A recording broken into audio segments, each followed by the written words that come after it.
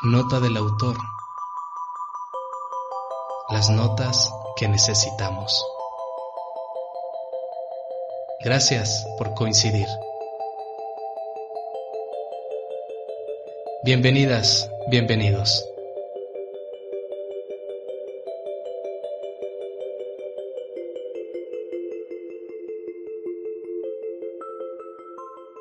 Amigos y amigas de Nota del Autor, un gran placer volvernos a encontrar nuevamente a través de este espacio digital.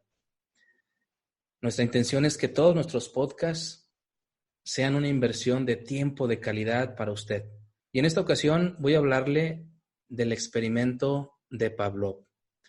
Voy a permitirme hacer la presentación en la computadora porque este podcast también lo vamos a subir a YouTube.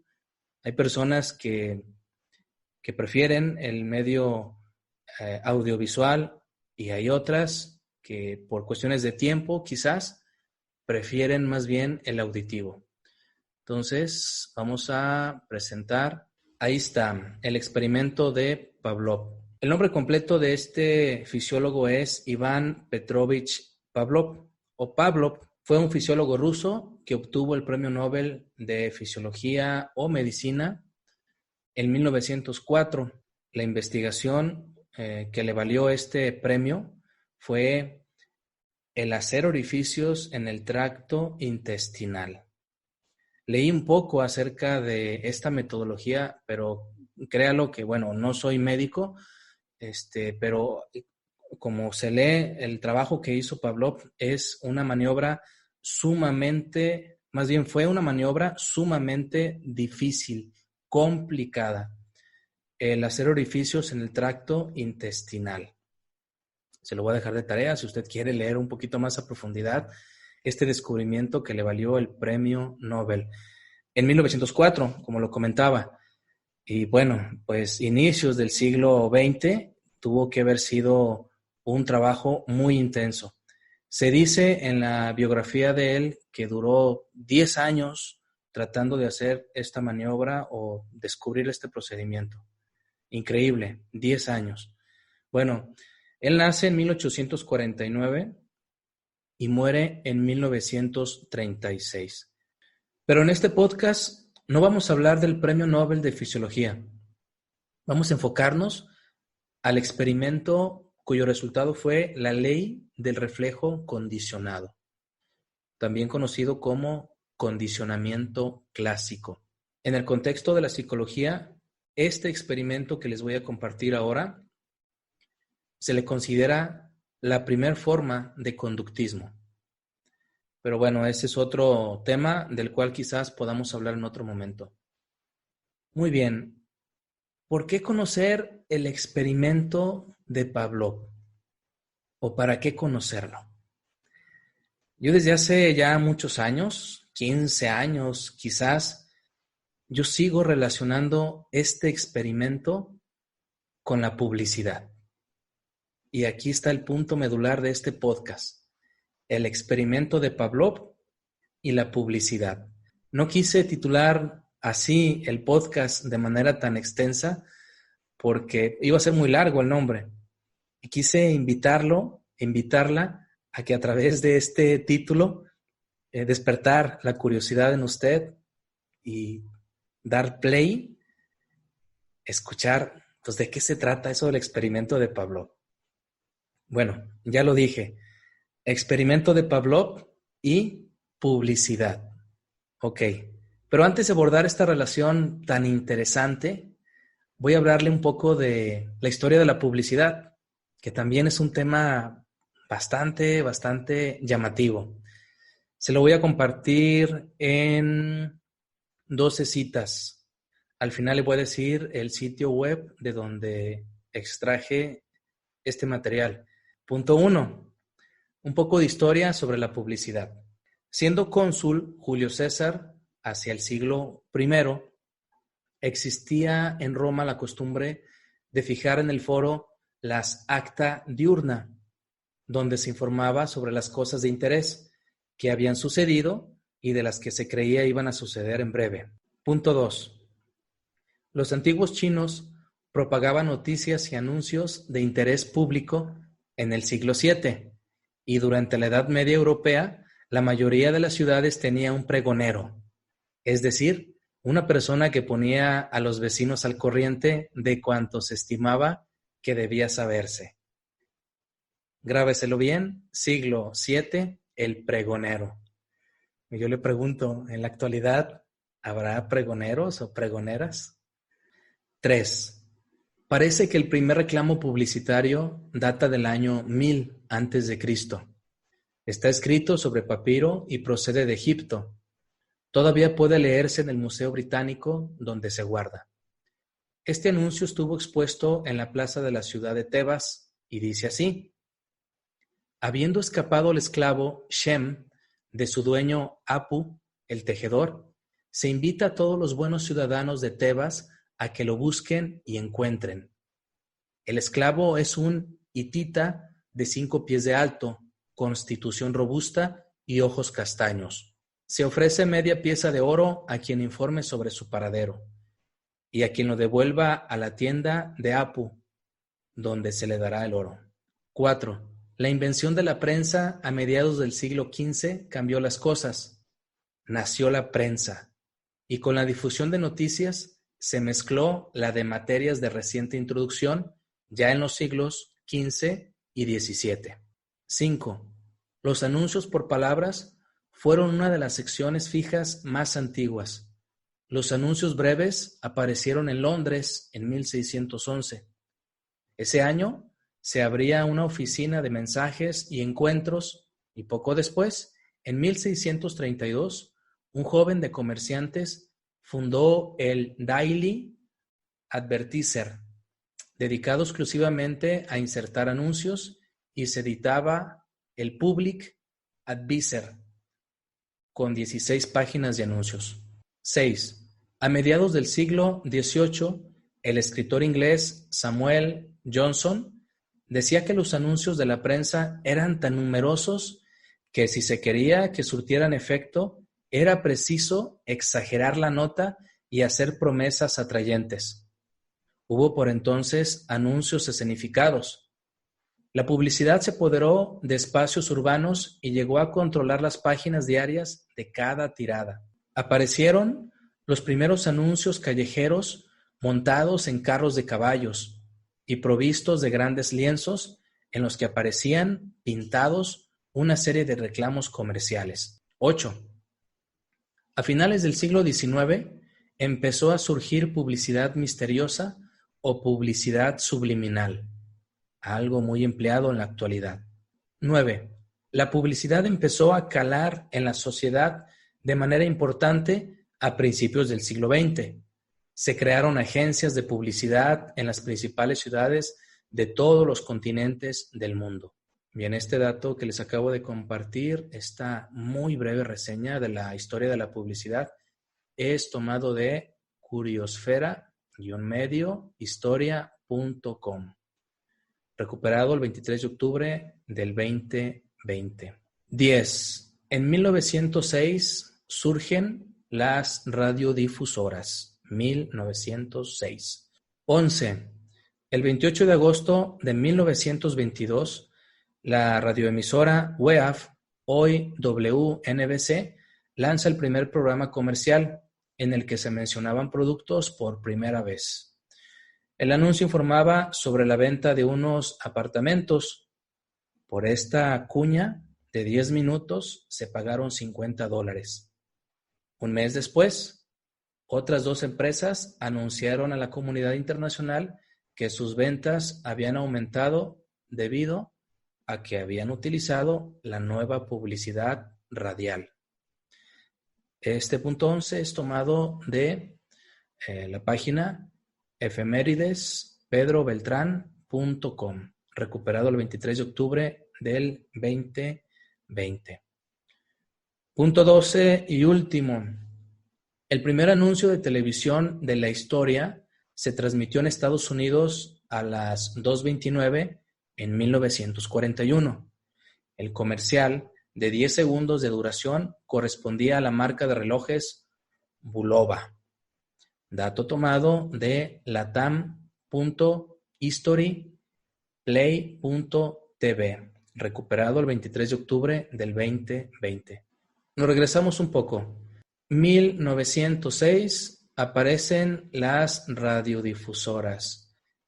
1922 el primer programa comercial y 1941 ya por televisión. Nos regresamos un poquito más. 1936 fallece Iván Petrovich Pavlov. Bueno, quise poner en contexto esta parte de la historia de la publicidad porque tiene una relación muy interesante con el experimento de Pavlov. Usted sabe que cuando se descubre algo, la humanidad no conoce su utilidad de inmediato, sino que empieza a utilizar esa nueva tecnología, esa nueva herramienta o ese nuevo conocimiento al mediano y largo plazo, y es entonces cuando mucha gente pues le da mayor crédito al investigador o al que creó tal invención. Entonces, Pavlov es de entre 1849 y 1936. Lo que hizo Pavlov tiene un impacto muy interesante en la publicidad. Esa es mi tesis, ese es mi pensamiento que yo le voy a compartir. ¿De qué manera se relaciona esto? Bueno, primero tenemos que conocer en qué consiste el experimento de Pavlov. Ok, para nuestros amigos que están viendo el video, van a ver aquí una imagen donde está un perrito. Para nuestros amigos de podcast, se los voy a ir describiendo gráficamente. Le voy a platicar de manera muy sencilla el experimento de Pavlov. Pavlov acercó un perrito a su laboratorio. Para ese entonces ya había estudiado el sistema digestivo del perrito. Le acercó comida a este perrito y el perrito empezó a salivar. Todos podemos darnos cuenta de esta reacción refleja muy normal de los animalitos. Les mostramos algo de alimento y ellos empiezan a saborearse y a salivar. Pavlov denominó a la comida estímulo incondicionado, o sea, no condicionado. Y a la respuesta de salivación le denominó respuesta incondicionada, ¿sí? Vio este fenómeno, lo escribió y denominó las dos partes.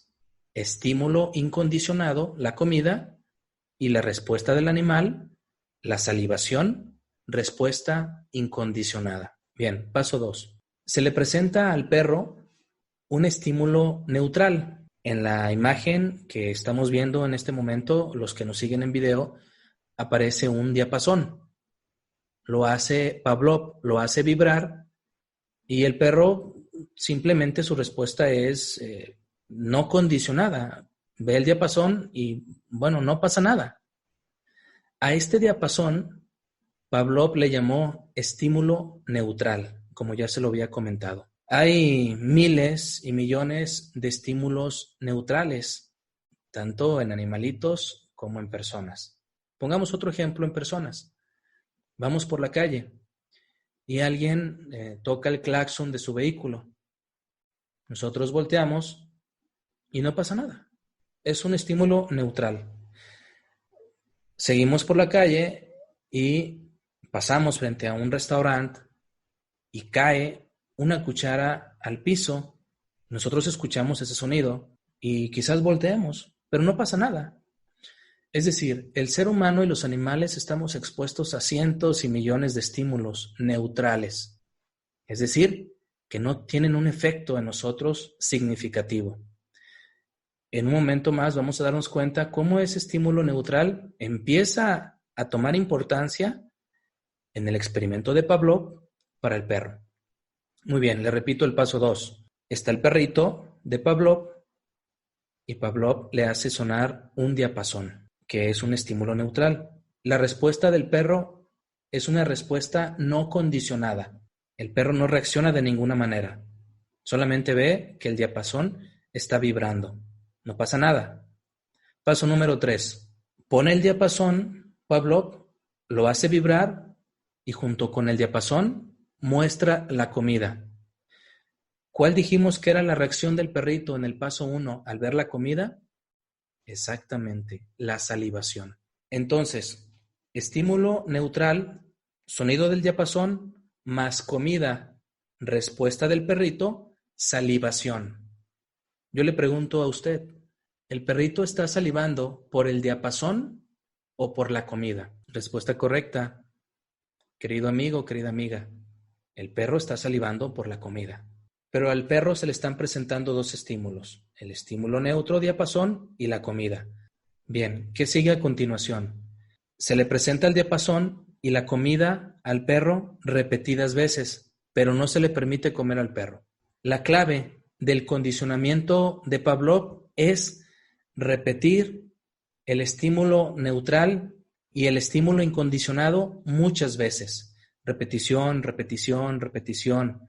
En varios libros de psicología no aparece el diapasón, aparece el sonido de una campanita. Para el caso es lo mismo. En este ejemplo, hacemos vibrar el diapasón y presentamos la comida una y otra y otra y otra y otra y otra vez, muchas veces. ¿Cuál va a ser la respuesta del perrito? Salivación, salivación, salivación, salivación, salivación. ¿Dónde está el truco en esto, querido auditorio? Lo comentaba yo en uno de los artículos que publiqué hace tiempo acerca de cómo hacer rendir nuestro cerebro, cuando le hablaba de la memoria. A la memoria le cae de maravilla la repetición, que nosotros repitamos el contenido o el estímulo al cual fuimos expuestos. Y le ponía el ejemplo de las tablas de multiplicar. Como cuando éramos niños nos decían, vas a aprenderte la tabla del 2. Y ahí nos tenían repite, repite, repite, repite, repite, porque al día siguiente la maestra nos iba a tomar la tabla del 2. La clave es la repetición. El cerebro asocia eventos, el cerebro asocia estímulos, y si esta asociación se repite constantemente, muchas veces, pasa algo en nuestro cerebro que se llama consolidación. En el caso de Pavlov, se llega a un condicionamiento. La clave del experimento de Pavlov es entonces la repetición a la exposición de ese estímulo. Entonces repito, paso 3, diapasón, comida, diapasón, comida, diapasón, comida, diapasón, comida.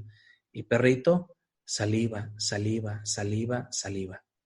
Paso número 4, Pavlov no presenta la comida, simplemente le presenta al perrito el diapasón. Hace vibrar el diapasón. ¿Y cuál creen ustedes que sea la respuesta del perrito? Efectivamente, la salivación. Entonces, el diapasón pasó de ser un estímulo neutral, un estímulo que no representaba nada al perro, pasó a ser un estímulo condicionado. Y la respuesta se le llama condicionada. ¿Qué pasó después? Cada que alguien hacía vibrar un diapasón al perrito, el perrito salivaba. Y bueno, me imagino que el perrito pensaba en comida o me van a dar de comer. Salivaba. Esto es el reflejo condicionado, o también conocido como el condicionamiento clásico. La clave de esto, repito, es la exposición constante al estímulo, pero que sea un estímulo neutral con otro estímulo. En este caso, pues Pavlov se fijó en un reflejo que es alimentarse, es un reflejo natural, y Pavlov lo condicionó.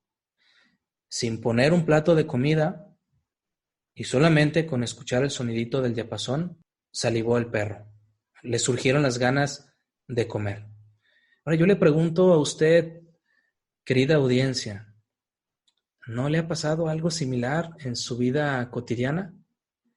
Que cuando, por ejemplo, escucha el sonido de una ambulancia, ¿no le viene a la mente a usted recuerdos trágicos? Quizás usted vivió un accidente casi mortal y se le quedó tan grabado en su mente que cada que escucha el sonido de una ambulancia, usted empieza quizás a temblar o a tener miedo intenso o a generar una fobia. Supongo que sí. El cerebro asocia eventos y los retiene en su memoria. Los retiene. Algunas de estas asociaciones tienden a diluirse porque no se repiten, no hacemos que se repitan o no significan absolutamente nada para nosotros. Si ese estímulo me significa algo a mí, va a ser muy complicado que lo olvide, pero cuando no es muy significativo y sin embargo se me aparece ese estímulo muchas veces, probablemente mi cerebro consolide esa información, es decir, la grabe casi para siempre. ¿Ha conversado usted con ancianitos o ancianitas que tienen una memoria tan impresionante que cuentan, por ejemplo, los ancianitos cuentan historias de ellos cuando tenían, no sé, 10, 11, 12 años y son recuerdos, son historias muy significativas. Quizás no se repitieron tanto, quizás nuestros abuelitos no se la pasaban todo el tiempo repitiendo aquellas historias, pero fueron acontecimientos muy significativos que su cerebro los consolidó, los amarró, quedaron ahí adentro. Para los que no somos muy buenos para las matemáticas o para otras asignaturas, tenemos que repetir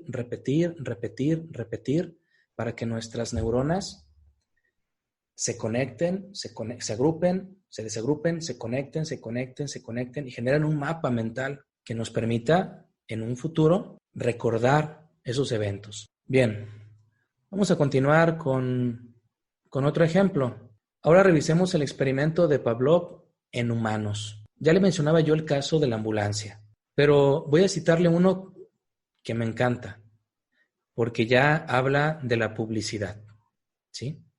El condicionamiento de la Coca-Cola. Así yo le he mencionado. Muy bien. Paso número 1.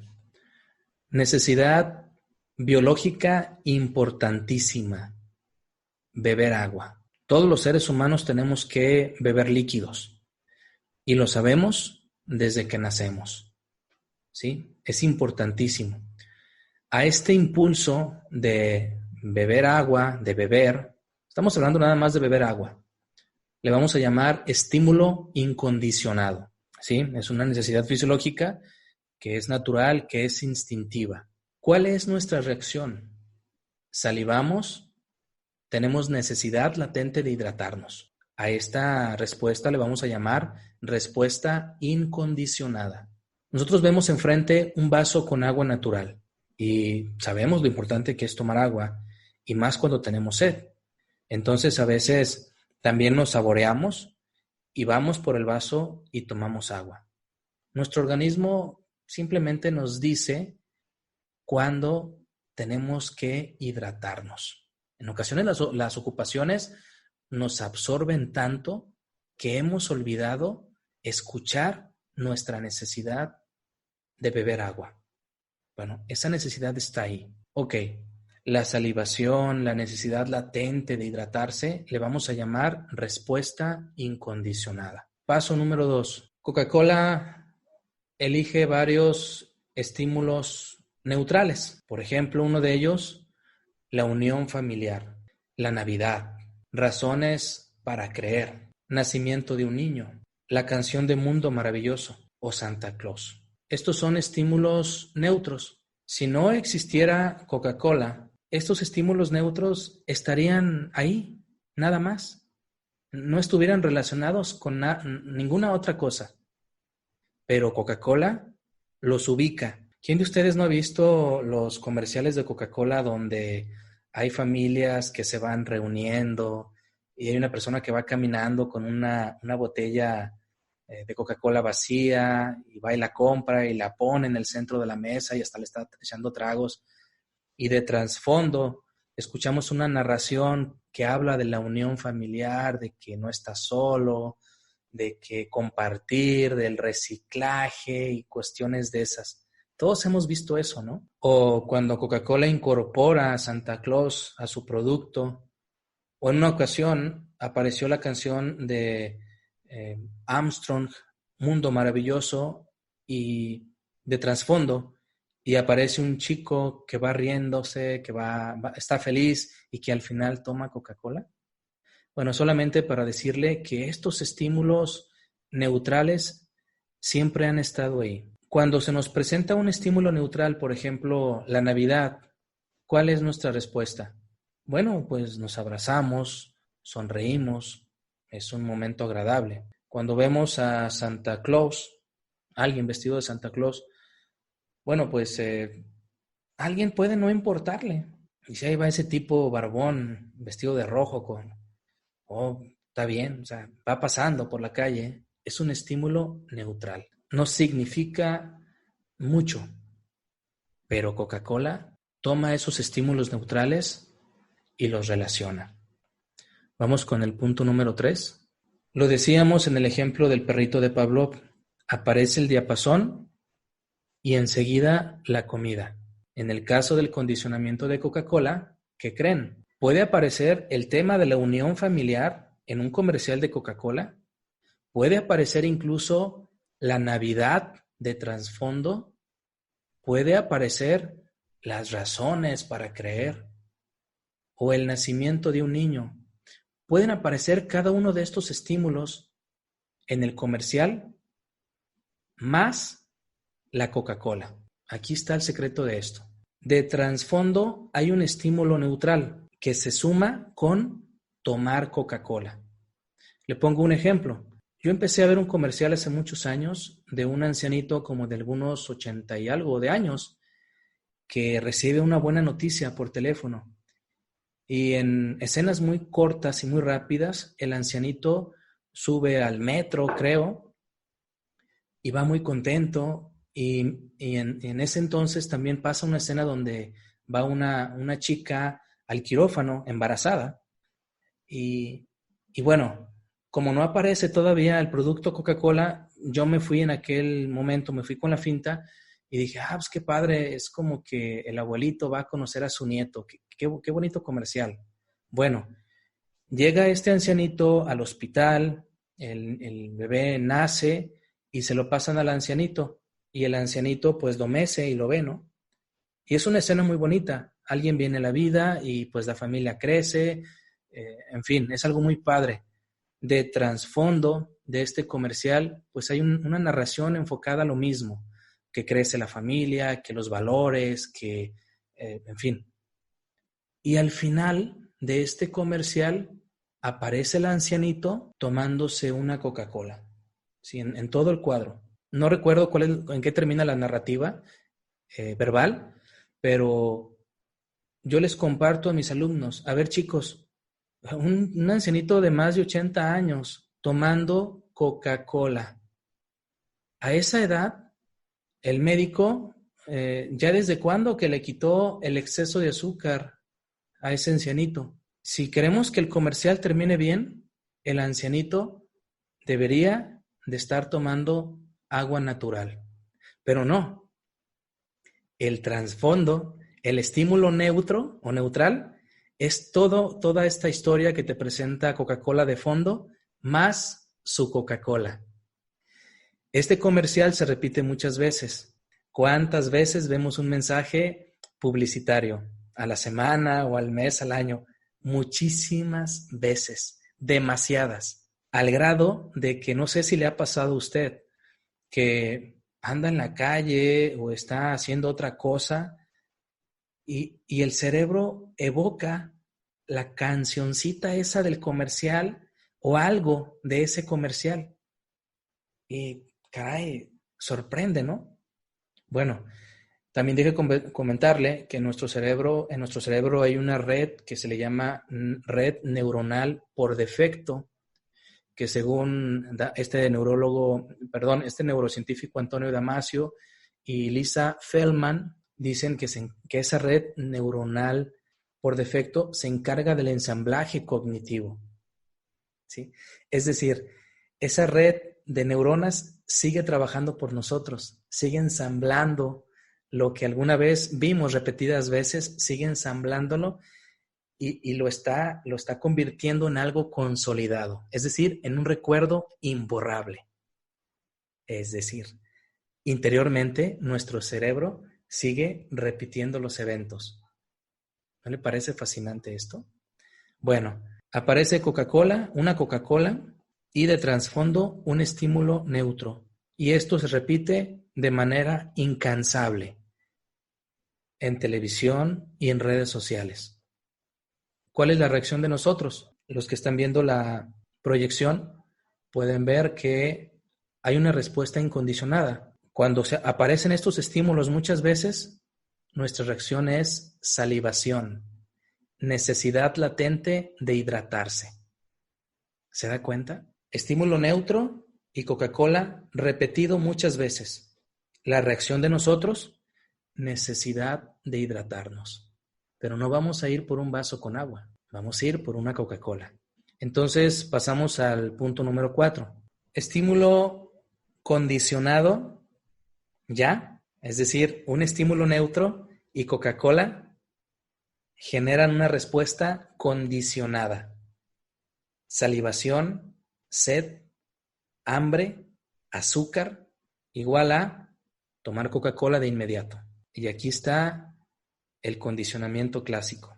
Un reflejo natural instintivo, que es beber agua, hidratarse, se confunde, se mezcla con estímulos neutros y estos dos se repiten continuamente durante el día, durante la semana, el mes, el año, las décadas, ¿sí? Y se condiciona una respuesta.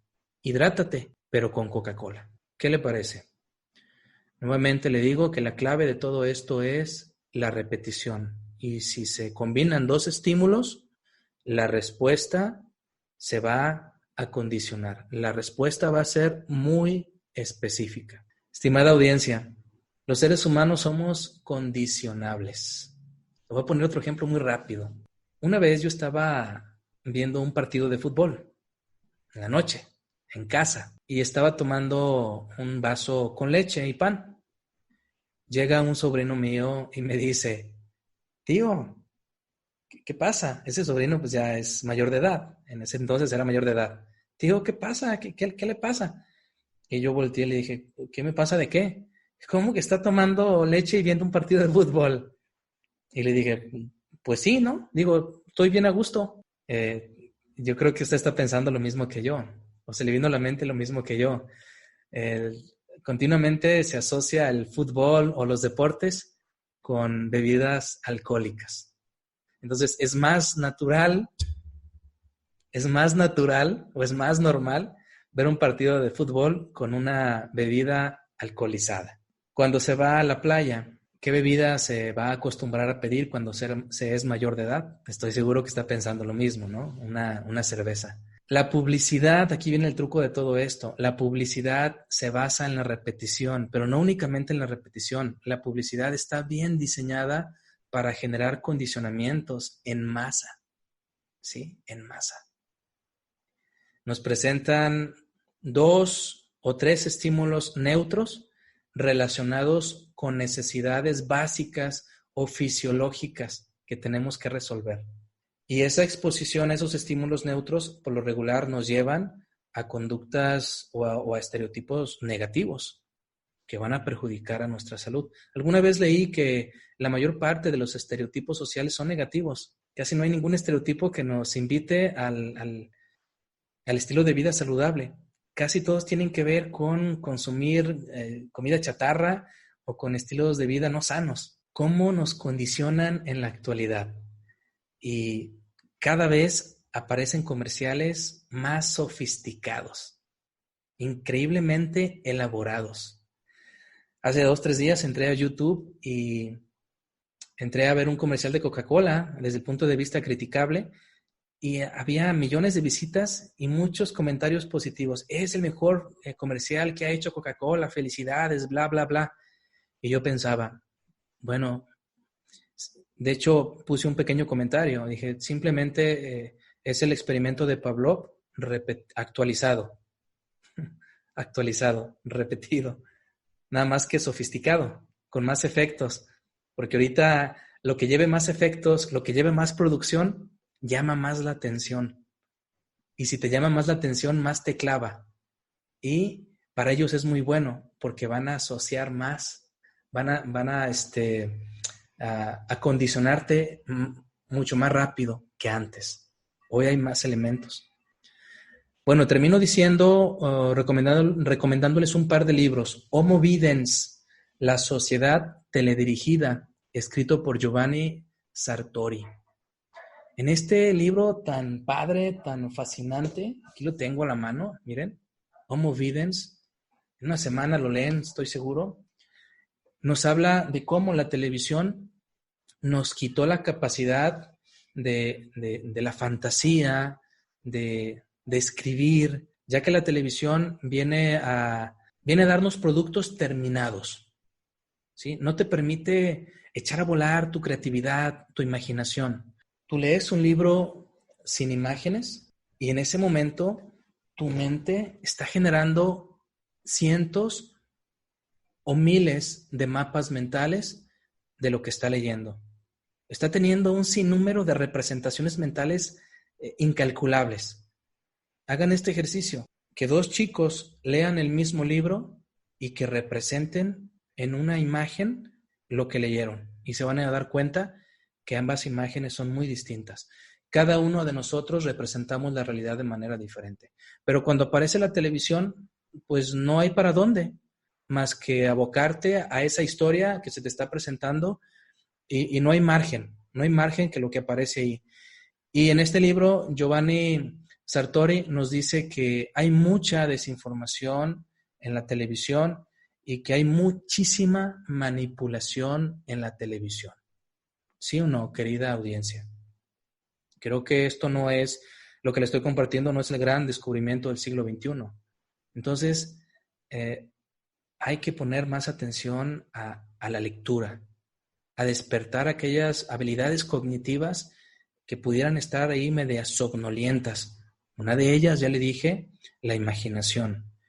Y con la imaginación, ayudarle a nuestro cerebro a que elabore, a que reconstruya y a que se enriquezca de vocabulario. Un programa de televisión no nos va a enriquecer en vocabulario. Un libro nos va a dar cascadas de vocabulario. Y el libro de Los superficiales, lo que hace Internet a nuestras mentes, escrito por el norteamericano Nicholas Carr, donde se nos habla de cómo Google y otras empresas tratan de controlarnos, tratan de medir a través de los clics que nosotros hacemos, del movimiento de nuestros ojos hacia donde vemos en la pantalla, etcétera. Tratan de también controlar nuestro comportamiento, medir nuestras preferencias, ¿sí? Y manipularnos. Esa es otra forma, ¿verdad? La publicidad sigue estando en estos medios electrónicos. Es la versión del siglo XXI más sofisticada de la publicidad. Bueno, preguntémonos, para finalizar, ¿cuáles son nuestras conductas condicionadas? ¿Cuáles son las positivas? ¿Cuáles son las negativas?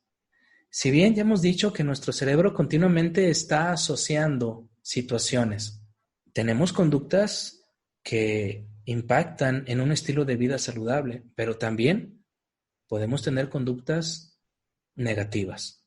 Pregúntate eso. Y quizás a lo mejor la pregunta está mal planteada. ¿Cuántos de tus comportamientos están automatizados? Ni siquiera te das la oportunidad de pensar un poco en qué vas a elegir y por qué. ¿Sí? Ya no eliges tú, ya elige la empresa por ti. Tus decisiones, tu libre albedrío es controlado y es automatizado por alguien externo. ¿Te das cuenta? Ya en automático. Es Navidad y bueno, pues alguien que traiga la Coca-Cola. Impresionante, ¿no? Nos sentimos solos, pues tráiganse una coca para no sentirnos solos. Aunque nuestra mente no está, como lo vimos en el comercial de Coca-Cola, ya hay una relación a un nivel no consciente en tu cerebro, a un nivel muy mecánico que te impulsa a tomar una decisión sin pensar. Esas son las conductas automatizadas. Entonces, cómo descondicionarnos, cómo desautomatizarnos. Les dejo un sencillo consejito. Dejar de prestar atención al estímulo. Deshabituar la conducta. Deja de ver televisión abierta en exceso. Deja de buscar siempre las mismas páginas que te van a llevar a un estilo de vida insano en Internet. Si la clave de todo esto es la repetición, bueno, permítete ya no exponerte a esos estímulos. ¿No te parece un poco lógico? De esa manera, vamos a permitir que nuestras neuronas no se reagrupen y empiecen a disolverse. Disolverse no es que desaparezcan, ¿sí? Es decir, que no generen una impronta, un mapa mental. Permite que poco a poco vayan desagrupándose y que esas neuronas sirvan para algo más productivo. ¿Qué te parece? ¿Qué le parece, estimada audiencia? Ahora ya tiene un dato extra cuando usted vea un comercial en la televisión. ¿Sí? Analícelo. Vea cuál es el trasfondo. Y se va a dar cuenta que están tan sofisticados los comerciales de televisión que en el trasfondo de esos comerciales hay un armado muy preciso que quiere dar por resultado el que usted siga consumiendo algo que no necesita, ¿sí? Que no necesita. Mire, acabo de ver en un envase de Coca-Cola las etiquetas que ya hace 15 días están aquí en México, que previenen al consumidor acerca de este líquido. Dice: exceso de calorías, exceso de azúcares, Secretaría de Salud. Contiene endulcorantes, contiene cafeína, evitar en niños. Pero cheque, exceso de azúcares. Y Coca-Cola puso esta leyenda aquí adelante que dice: refresco reducido en azúcar. ¿Qué le parece? Refresco reducido en azúcar. Y por otro lado, la Secretaría de Salud dice: exceso de calorías, exceso de azúcares. ¿Cómo ve? Increíble, ¿no? Cómo, pues, yo creo que es una acción buena del gobierno, ya prevenir al consumidor y decirle: cuidado con lo que estás tomando. Pero luego la empresa da una respuesta y le pone esa leyenda: refresco reducido en azúcar.